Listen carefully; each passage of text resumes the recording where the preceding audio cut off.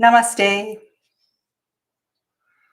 Welcome, beautiful souls. Welcome to my channel. My name is Sadhana, and today I'm here to carry on with the card comparisons. And I want to thank you for your patience, those of you that have been in the chat for a few minutes. A few things to take care of at the house this morning, so thank you. Thank you for waiting. I am an intuitive reader, an intuitive healer, and it is really my privilege to work with you as a tarot teacher. And that's just one of the things that I love to do and love to work with the tarot. And this series was inspired by you. And I want to ask you to continue to put your requests for card inquiries, cards that cause you confusion, into the chat.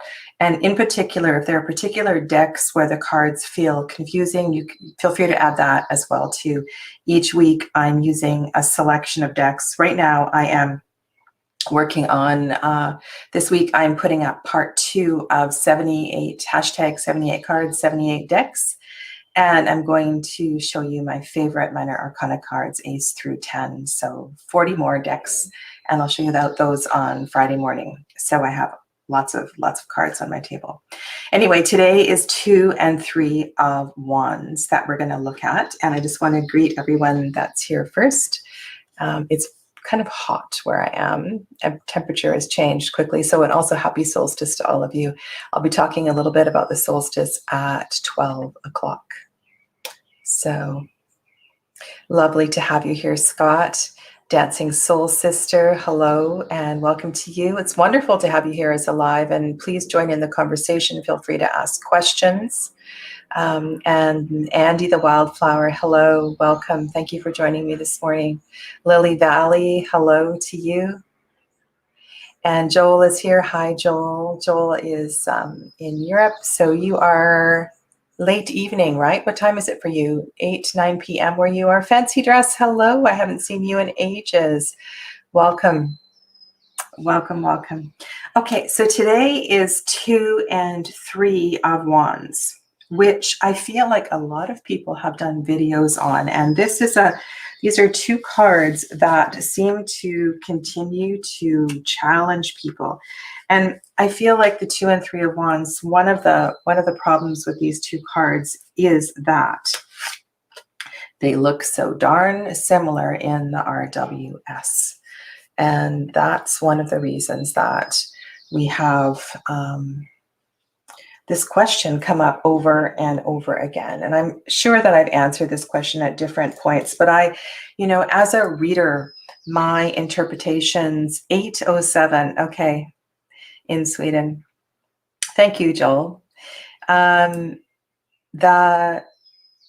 I want to say, they look so similar, right? They're both masculine energies as far as the figures that are in the card. We see a side view of one, back view of the other. They both have reddish long robes on. If you look at the landscape is quite different in the 2 cards. We have a natural landscape on the right, like more of a desert landscape. And then on the left, so the left to me looks like a coastal landscape. And I don't know if that does anything for you. And if you are struggling with cards, one of the things you can do is get out of the foreground and go into the background. So what does that background mean? Well, in the suit of Wands, we do have quite a few desert landscapes. We have, and I'm fully aware that he's looking out to the ocean. We do have ocean here, and there's, I believe, do we actually see the ship in this one? We do not. Yes, we do. Okay. So the way that this one is colored, I feel the desert landscape, and there are ships and there is an ocean and so forth here. And maybe in other colorizations, the ocean is blue. I'm not sure, but this is really interesting because I'm really, really picking up on that gold color in the background.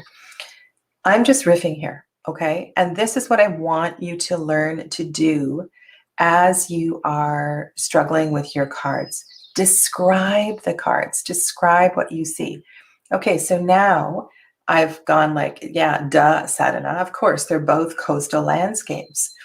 But why in the 3 of Wands is this gold color more pronounced? And why do we need the gold color more pronounced in the Three of Wands? Why is the Two of Wands, to me anyway, it feels more coastal. It feels bluer. It feels cooler. And so you can start to go back and forth, and just to have these kind of conversations. Hi there, Kat. Oh, I missed Kathy. There we go. Kathy, hello, and welcome to Kathy.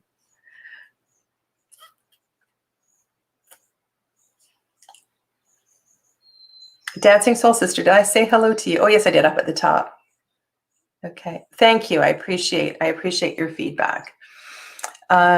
Please also note that I'm going to do within the next, I'm going to say 7 days, part, and also another video. I did your burning tarot questions. So if you have questions regarding your tarot business or other tarot topics, you could also send me those messages as well too, because I have a list of questions I'm working on for that. Anyway, so the 2 and the 3. Riff. Learn to riff. Write your stories down, right?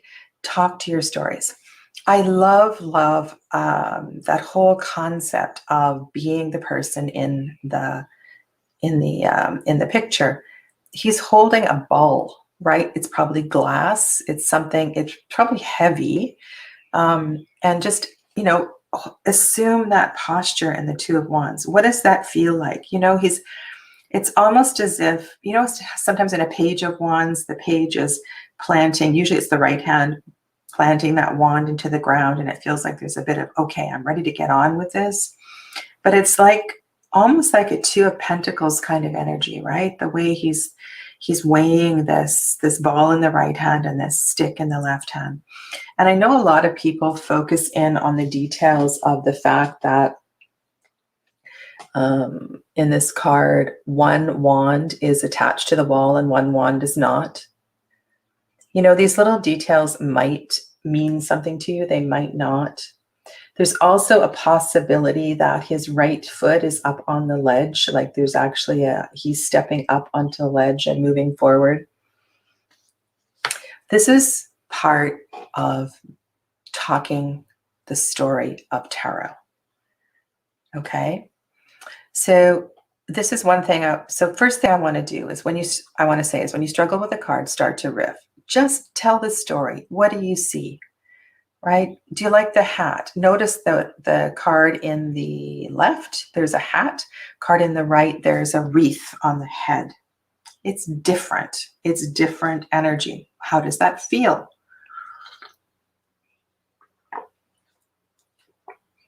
Okay. Now, one of the things I go back to, and I want to go back to again and again, is that there is relationships in the tarot. There are webs. There are, there's ways to weave the energy of numbers. And if you don't even have to get into the numerology of it. But if you look at the High Priestess, she has a pillar on the left, a pillar on the right. The black pillar represents the feminine energy, right? And the pillar on the right represents the masculine energy. This always confuses me. If I were creating a tarot deck, I would have the black pillar on her left and the white pillar on her right. To me, it makes no sense the way that they are appearing here. The way they are drawn here is for our viewing pleasure, reading from top down. But actually, the black pillar is on her left, right? It should be on her left. The black yin feminine energy is part of the left side of the body. And the masculine energy is with the right side of the body. And it's so interesting how in different decks, this sometimes blue and red, if you look at the Temperance card, black and white, how the yin and the yang is perceived from above or from the perception of the person in the card. Okay, so I just want to say that. So in the Two of Wands, he's holding that wand in his left hand. in his yin side, his intuitive side, right? His receptive side.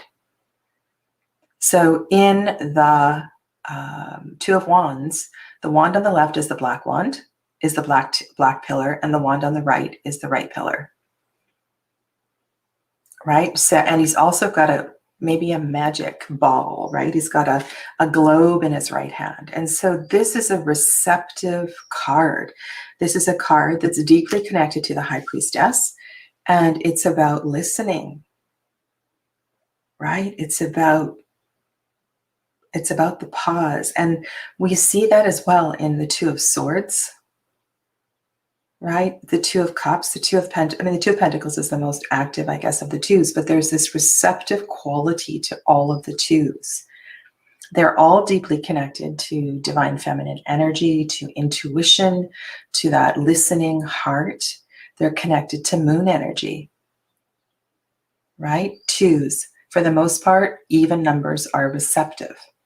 We are early on in the suit of wands. Okay, so I want to say that. And also, this is another kind of riffing thought that came up recently. I don't know how quickly I can find you an Ace of Wands. I feel that in the Two of Wands, there is a sadness. There is a sadness. In the Ace of Wands, there is so much potential. There is so much energy. Anything can happen, right? One of the things that you often hear with the aces is that act on them now. Don't sit back. Don't sit back and wait for somebody to do this for you. When an ace appears, it's time to move. It's a time to respond to the ace. And if you think of the Ace of Wands as the potential of the whole suit. And we move into the two energy, and this powerful ace, right? This powerful ace energy has dissipated somewhat, right? It's split,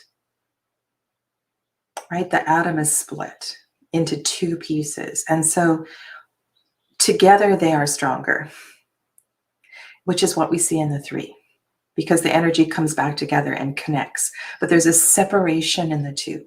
There's a loneliness in the two. There's a wanting, a yearning to reconnect in the two. This is what the Two of Cups is about, right? It's that wanting, that inner knowing that together the energy is stronger. And when the energy separates, it's not so strong. And so we feel that in this card. We empathize with the figure in this card. It's hard to decide to go left or right. This is the card of will, and this is Arjuna on the battlefield, pausing to have a chit chat with Krishna. You know, I don't want to go forward and kill my cousins, my uncles, and so forth. Why do I have to? Why do I have to embrace my dharma? Right. So this is a pause in deciding something quite willful and quite strong. The suit of wands is the suit of the heroes. It's a suit of the soldiers. It's a suit of your inner fire. Okay. So this too is, it's quite a quiet, listening card. And it doesn't, it's kind of lost that strength. This is the Painted Tarot from Sophie McKnight. And this is actually really beautiful. I love I love the colors in this deck. It just makes me feel so alive. We have a side view, a full side profile here in this one. It's almost as if in this card, she's looking to that one. It's almost in this card, I would say it looks like there's a choice ahead and a choice behind, and she's made a decision already. And sometimes I use the art to that degree to let it speak to me. Okay, so quite a few different layers that I like to work with in these cards. The Three of Wands. So what I was saying is that the Three of Wands is a response to that lonely listening energy of the two. I'm going to come back to the chat in just a second. I see a few other people, somebody else has joined us. So in the two, we have this separation and we have this loneliness. But in this reconnection of the threes, it's stronger, right? The threes are about coming together. I'm thinking of certain decks where in the three, we have like a baby is created. I'm thinking of the Marielle. I know there's another one where there's a baby that's created in the Three of Wands. So in the Ace of Wands, we have the phallus, right? We have that, whatever that spark is going to create, whatever that, potential for creation is. And in the Two of Wands, there's a gestation period, however you pronounce it. And in the Three of Wands, we actually have the creation.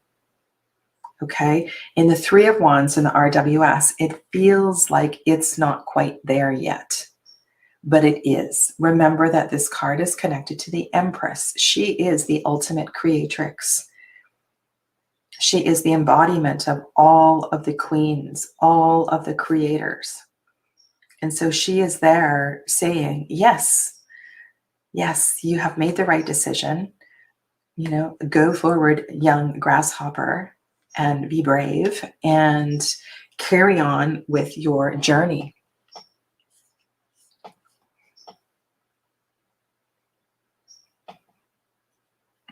Hello there, Nancy. And I saw Kristen is here as well too. Welcome to Kristen. If Two of Wands is planning and choices, does that confine the initial impulse of the Wands? Confine. I wouldn't use the word confine until we got to the Four. The Four feels like the confinement to me. And I know a lot of tarot books talk about the three as the three as structure. But I really feel like there is still some, alchemy is always going on in the background, right? But I feel like in the three, there's still some things that are brewing. The creative impulse it's active. It's active. Now, this is kind of funny, haha. And you know how this always works. So in the group, in my Facebook group, for the last few weeks, and I'm carrying on pulling one archetype card every single week. Okay, so after the fact, after I decided that this was what the topic was this week, I drew the archetype card for this week, which is the creator. And I'm looking to see where I put it. It should be here right on the table. Because I just did the reading for the group. Okay, so this is the archetype card. The creator. Okay, so this archetype is connected to the Empress archetype. This is connected to all of the threes. And I want to read you something that better to read than paraphrase. Ms. Kranz's, Kim's words. I believe this is 20. I just removed it. This is 22. And also, interestingly, 22, I love that she put this at 22 as the Fool. And you'll see what I mean in just a second when I read this to you. Those of you that haven't been working with this deck lately that have it might want to pull it out. It's just such a lovely practice to pull an archetype a week or an archetype a month.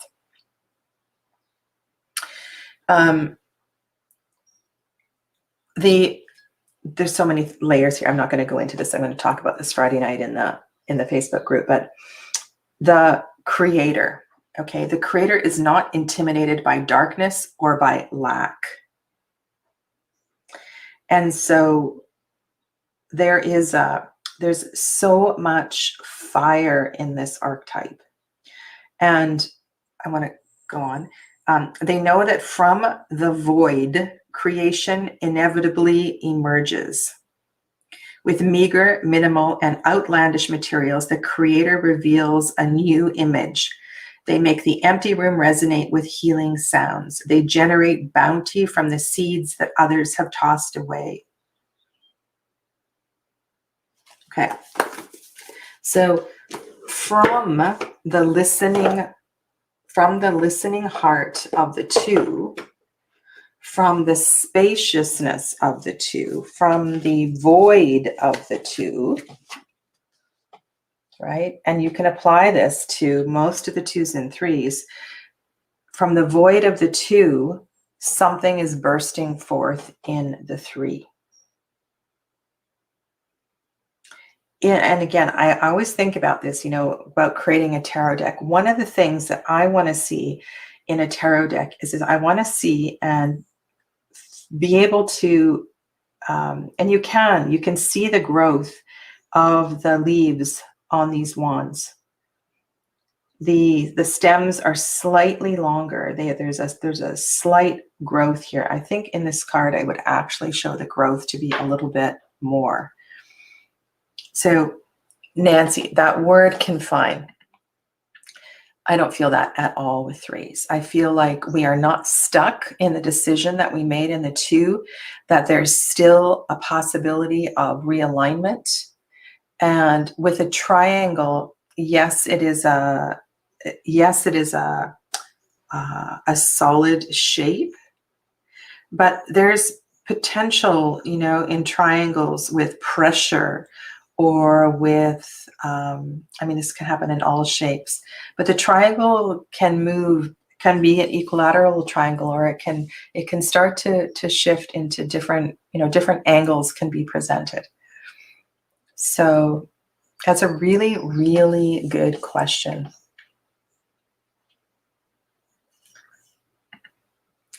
I could see the ace as the initial restlessness and the 2 starting to give that yearning some of form. It's beautiful, Kristen.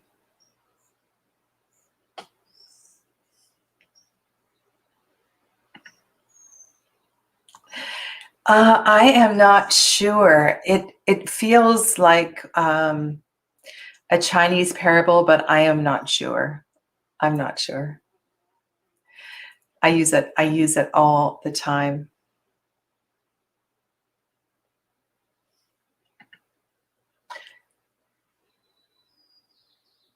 Focusing, moving from potential to path. Yes. Okay. So let's expand on this again. And I have another deck that I want to talk about here, because this deck really brings in some further inquiry into this. 2 of Wands and 3 of Wands. Okay.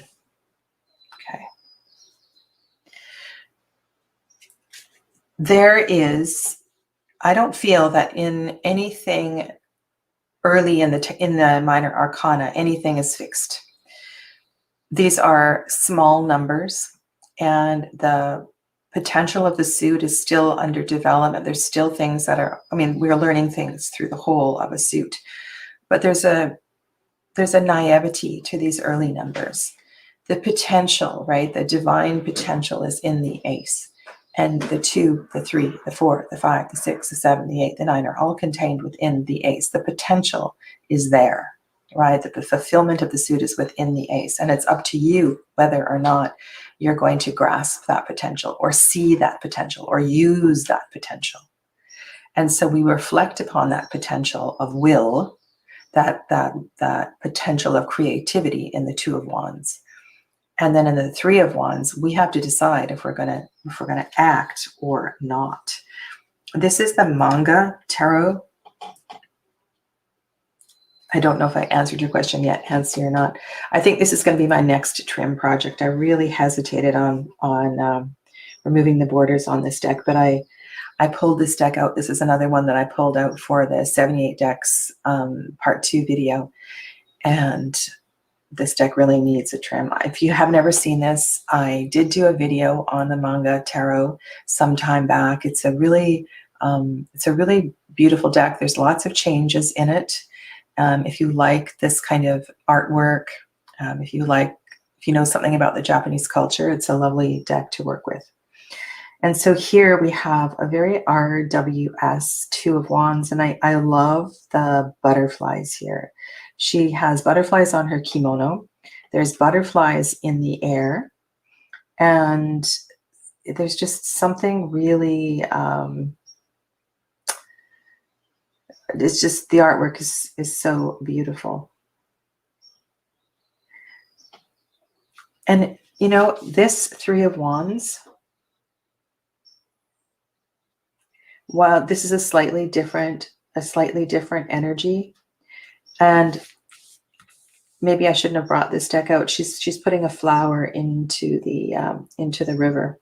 She's connecting with the next step, right? She's connecting with the river. She's moved closer to the river. There's alternate meanings here that I'm not going to discuss right now, but I don't know. It feels like she's one step closer to her potential. And I understand completely why people struggle with these two cards.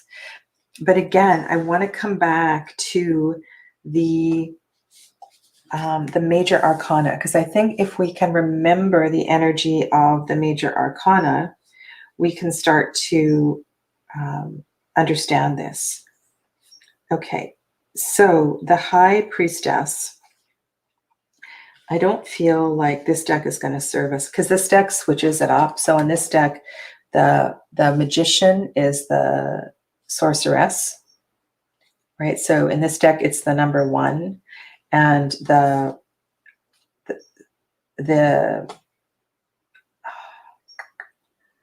Priest, so like the Hierophant, is the 2. So it's kind of hard. This one feels very magician-like to me, but I get a priestess energy here. So I'm just going to leave this card here for now. We don't see pillars, and I'm just wondering if in the 4 in this deck, just let me grab the 4, because that might be the card that we need. The way that, no, the 5. I want the 5. I want the Hierophant card. That might help us.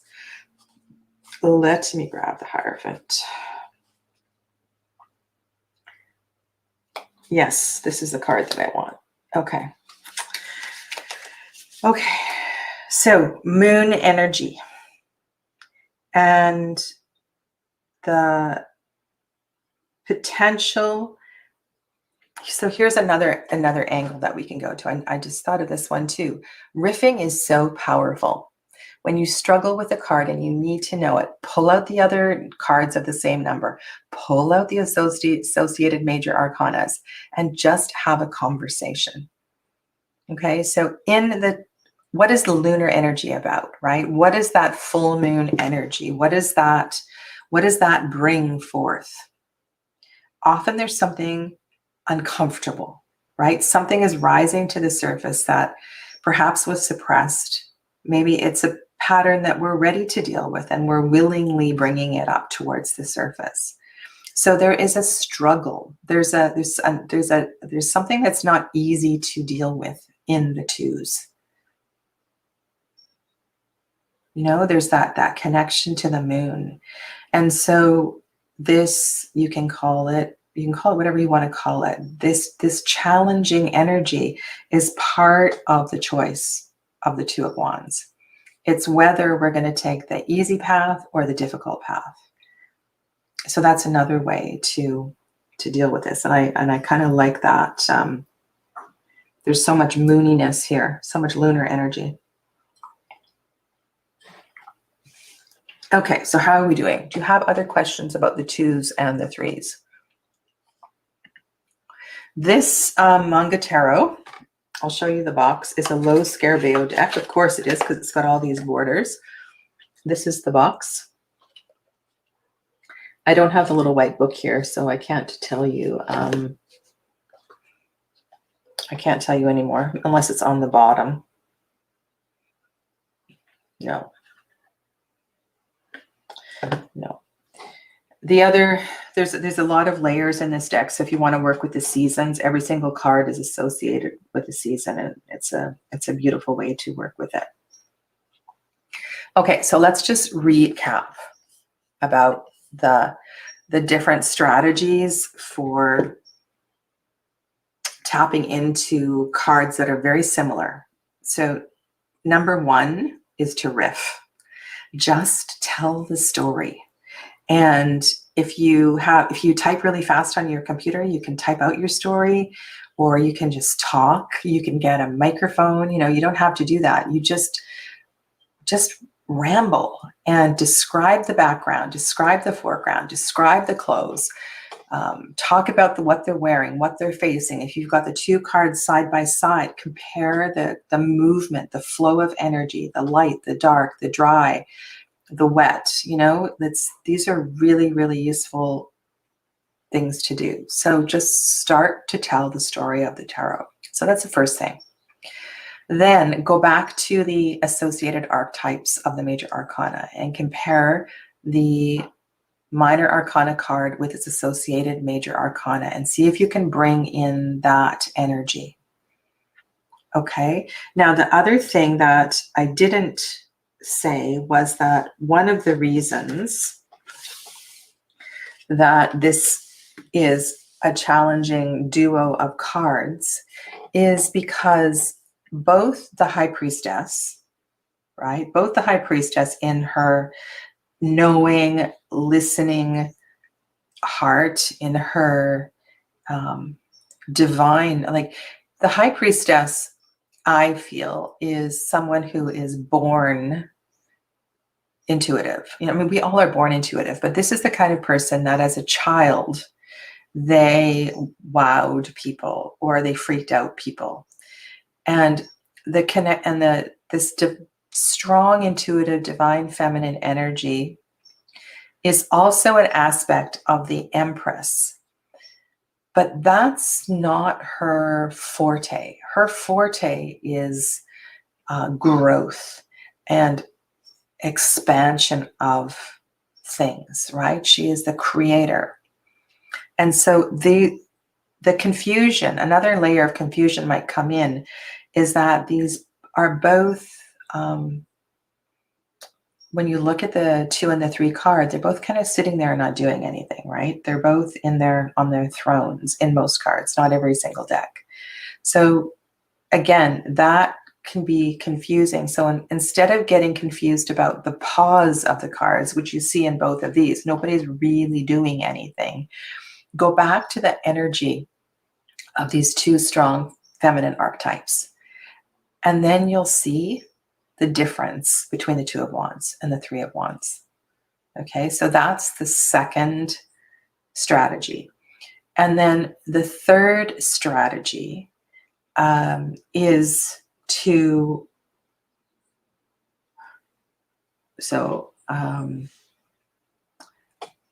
I feel like I've said this already. The third strategy is to really blend the wisdom of both of these together, and you can also apply the numerology. You can also apply the astrology as well too, if you're familiar with the astrology. Okay, so I believe we are in Aries here. I believe Aries is 2, 3, and 4 of Wands. I really need to check my chart because when I'm doing this kind of thing, I am usually have my astrology chart next to me. So this is another thing that is really useful. If you have an astrology chart with the minor arcana associations beside you as you're doing your reading, I'm just going to double check this because I have one on an Excel sheet on my computer. Then, yes, I'm right. 2, 3, and 4 of Wands is Aries. So that might also build a layer of energy into the reading as well too. And so 2 would be an early decan. 3 is the middle of Aries. So the Three of Wands is associated with the solid, the fixed, the most Aries energy. So the Three of Wands is that, like, think of an Aries person that you know that is so Aries, right? That Three of Wands is sitting there in the middle of Aries. And then the Four of Wands is the last decan of Aries. So you can bring in this energy as well too. There's so many layers that might help to build and to grow these differences.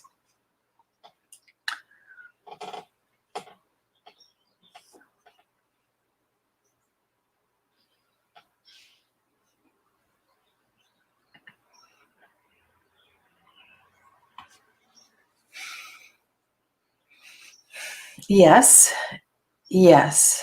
And perhaps there's also, I'm wondering also if there's a responsibility. This is another word that I'm listening as I'm kind of downloading messages here. Earlier on, I was talking about, because this is the suit of wands, this is Arjuna on the battlefield. If you're not familiar with the Bhagavad Gita, this is a story of a warrior who pauses on the battlefield and has a lengthy conversation with God before he charges into battle and embraces his dharma as a warrior, as a soldier. And I feel like this, perhaps the difficulty of this decision in the two is maybe there's some fear associated with it as well too. And maybe this also, because, when we talk about the suit of wands, there is career associations as well too with this suit. And one of the messages I'm feeling right now is that this might be a situation where in your gut what your path is, but perhaps there is a family business, or there is a counselor at school that's guiding you in a different direction. And so there may be consequences for breaking away. There may be consequences for following your path. So perhaps there is some fear in this too as well too. And I think it's significant that in the two, he's not holding on to that right wand. I really feel that's significant. And so perhaps that is the medicine of the Two of Wands, is to unscrew the brackets that are holding that wand fixed to the wall, and to pick up that Two of Wands and to go forward. So that might be, right, the next step. And you'll notice that in the Three of Wands, nothing is attached to anything. They're all freestanding. And that figure can take all of those wands with him on the journey. Right? Nothing gets left behind. Okay, so I look forward to further questions and comments below. I see Fancy Dress has another one here. If the 3 isn't quite the journey yet, and the 4 is being confined in the destination, why is the journey omitted?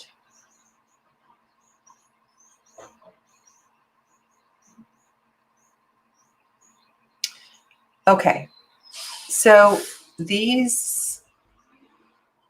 if you look at the 2, 3, 4, 5, let me get the rest of the deck for you. These are great questions. Thank you so much for your questions. Okay.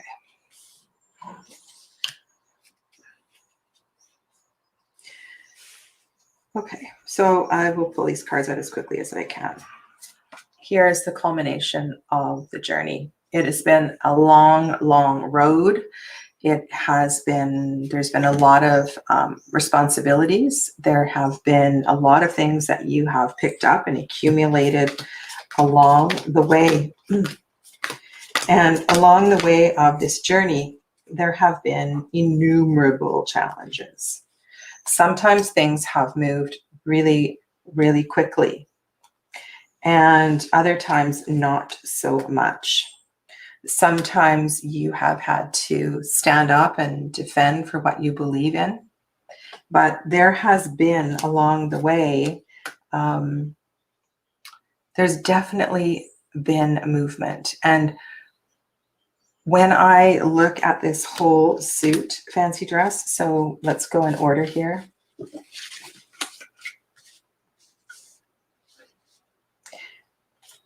It is very, very tempting to look at the suits as chronological order. And I think that is one, while that can be useful in a conversation to talk about the relationship between the previous card and the next card, it can also be the downfall of reading. Because we need to look at the suit of each of the suits as a whole experience, not as moving from A to B to C to D, because you know and I know that in life we don't necessarily move from A to B to C. Okay, so the movement from the 2 to the 3 feels small. In the 4, there's been a major leap. We have made some kind of a commitment, created a foundation, like it's huge. The leap from the 3 to the 4 is massive. You know, it's like we have we've built between the 2 and the between the 3 and the 4, we've built something. But then perhaps we have hung out in the 4 of Wands too long. There's something that just hasn't been right. The energy has not been able to, the energy has been confined too much, right? And so the result of that containment is this need for exercise, this need for competition, this need for getting, you know, bringing back the passion of the Ace of Wands. And so there's a stagnancy in the 4. We see that energy start to move again in the 5. The 5 may very well be what ensued before the 6. Some people won, some people didn't win. I love having that conversation with the 6. These are 2 cards that you can talk about very well. But then maybe the 7 is one of the people that fell down and didn't win in the 5. Perhaps the 7 is, you know, one of the people that needed to break away from the confinement of the 4. Or maybe the 7 is you finally, where's the 3? Where's the 3? I've lost. Yeah, here's the 3. Okay, so maybe the 7 is you finally deciding what you want to stand up for and what you believe in. Okay, so there's lots of different relationships we can build. And I don't believe, Fancy Dress, that these stories necessarily go A, B, C. It depends on the question. We're going to bring in subtle nuances with differences in the deck and so forth. Okay. Okay. I just took out 2 of my decks, and both the 2 and the 3 of Wands were next to each other in both decks. That is very interesting, Joel. I guess what bothers me is that it seems like for the other cards, there is distinct action depicted in each. Whereas here they have depicted 2 sub-stages of one stage, which is contemplative. Yes, yes. And that is why reading a pip deck is so much easier, right? So when we see this energy depicted in a deck that is illustrated less, you know, we have, I don't know how quickly I can do this for you, but it's a lot easier. So if you understand the principle of the growing energy of the suit of Wands,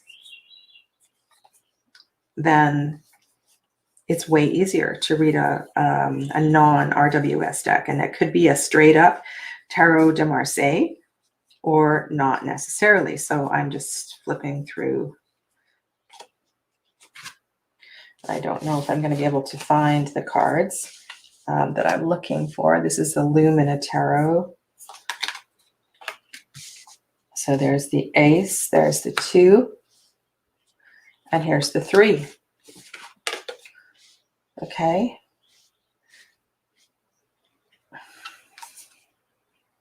So the 3 isn't so much about movement. It's about that, okay, I get this now. That's what the 3 is. The 3 is, I understand. I understand what I'm supposed to do. I understand my dharma. I understand my path. My will and my purpose are becoming aligned, right? There's a union of those 3 wands. Those 3 wands come together, and the reflection of the 2 becomes super, super clear. And then I love how we have the eye in the center of this 3 of wands.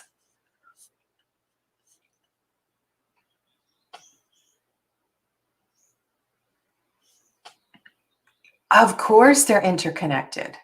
Yes, all of the suits are interconnected. And we find aspects of all of the suits mirrored in each other. And so doing a tarot study of, all of the 2s, really getting to know all of the 2s, looking at the expansiveness of the whole suit. These are the kind of things. Now, this is what I teach in my 22-week course. And if you want to go, deeper into this, then make sure you sign up on the next round, which starts, I believe it's March 2022. We're in week 7 tonight of the 2021 group.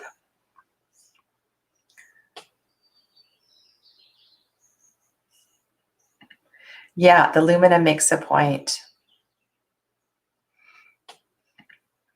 And I think that Dancing Soul Sister, most people do this because they fear there's some fear around the difficulty with that. But it doesn't have to be that way. We can, if we learn to apply these techniques that I'm talking about, it becomes easier and easier.